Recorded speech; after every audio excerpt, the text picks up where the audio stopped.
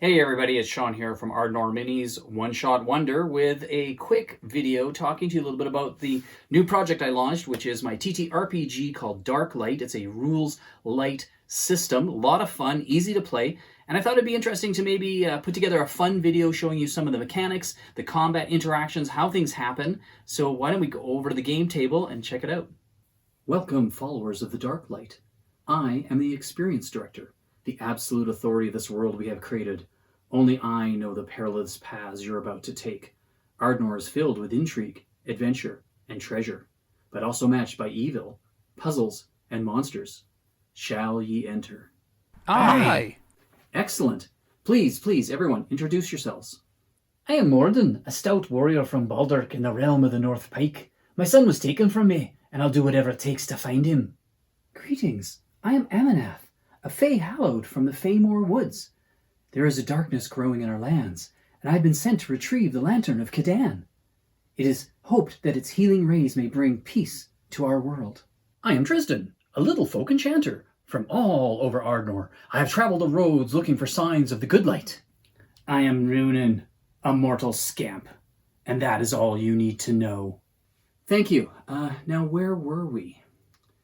The murder of Emperor Asandros has caused ripples across Ardnor. The evil Lord Pilchrist sits upon his throne in Tovros with menace and an iron fist. Showing his spite for the true order, he has moved the kingdom of Ardnor from Fovros to the smaller sister city. This has never been so. Turmoil and fear has spread across the lands.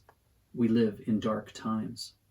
Our story begins farther north in the lands of Uston, a traditionally quiet realm removed from the faster-paced cities of Midden. The low, grassy hills stretch as far as an eye can see, their darkened slopes cloaked in shadow under a perpetually overcast sky. The grass, brittle and yellowed, whispers eerily in the chill wind that never ceases. Patches of jagged rock protrude like skeletal remains, and strange mists cling to dips and hollows, shifting and coiling as though alive. At the crest of the tallest hill stands a ruined tower, its silhouette jagged and foreboding against the dim light. Time has ravaged its stonework, leaving gaping holes in the walls, and a half-collapsed spire that leans precariously. Charred scars blacken the base, hinting at a fiery assault long ago. The air grows heavier near the tower, thick with an unnameable dread. Every step towards it feels like a challenge, the land itself seeming to resist intruders. Birds do not fly here, and the only sound is the mournful whistle of the wind. What do you do? Do I see a door or an entry anywhere? You do not. Okay, there has to be an entrance somewhere. I'm going to search amongst the rubble. I'll help Mordan in the search. I move into the shadows to get out of sight, and I'll watch over the area. I take out my staff in preparation. Morden, can you make an understanding check with double light, as Dresden is now aiding you? That's 2 die 12s, and I pick the higher one. Is that right? Correct. And remember to add your understanding modifier. Okay, I have a 9 and a 5. So 9 plus 1 is 10. Do I find anything? As you search through the old rock, you locate a hidden door under a remarkably light rock. Very strange. Runan, can you also make an understanding check as you keep guard? I rolled a 10 plus 2, so that's 12. Excellent. Your keen eyes notice something large moving in the shadows to the right of your group. What would you like to do? I call out, "We are all defenders of the flame! Show yourself! We fear not the darkness!" You all look where Runan is calling out to and see a figure moving through the dim light. Massive, hulking, its mottled grayish skin is stretched over thick, corded muscles. Bloodshot eyes peer from a brutish face, dominated by a flat nose and tusk-like teeth. Clad in filthy scraps of hide and wielding a massive, crude club, it radiates a primal, destructive force. "Everyone, prepare yourself. It is an ogre, a vile beast. Show it no quarter. I aim my bow, and I prepare to fire." Runan's sharp eyes keep you from being ambushed, but we'll need to make an order roll to see who goes first. Who would like to make a dark light roll? I will. It is light. Perfect. Your band goes first. Runan, you have your arrow knocked. Why don't you start? I fire my arrow at the beast. I rolled a 6, plus my modifier to hit is a 2, so it's an 8 in total.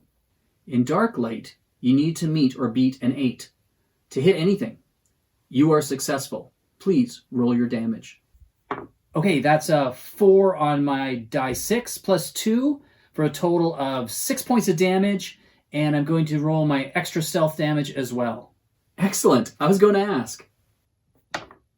All right, that is a 2 on my die 4. Noted.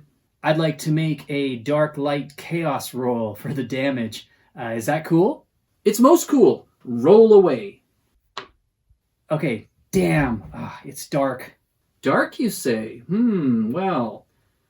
Okay, your arrow strikes true, and you damage the ogre, as does your extra stealth damage. But the chaos roll being dark enables the ogre to see you within the shadows. You no longer are hidden to it.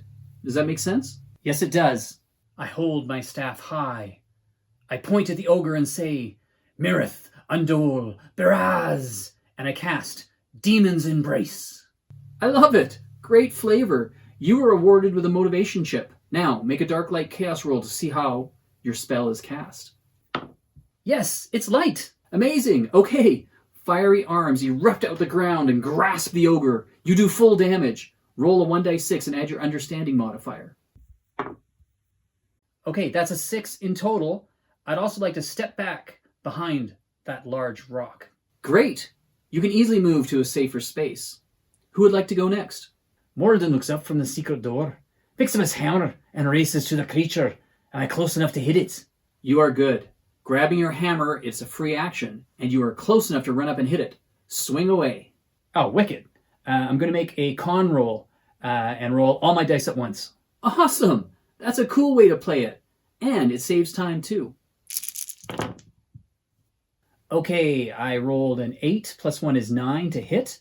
So I strike the ogre. I do 5 plus 2, 7 points of damage.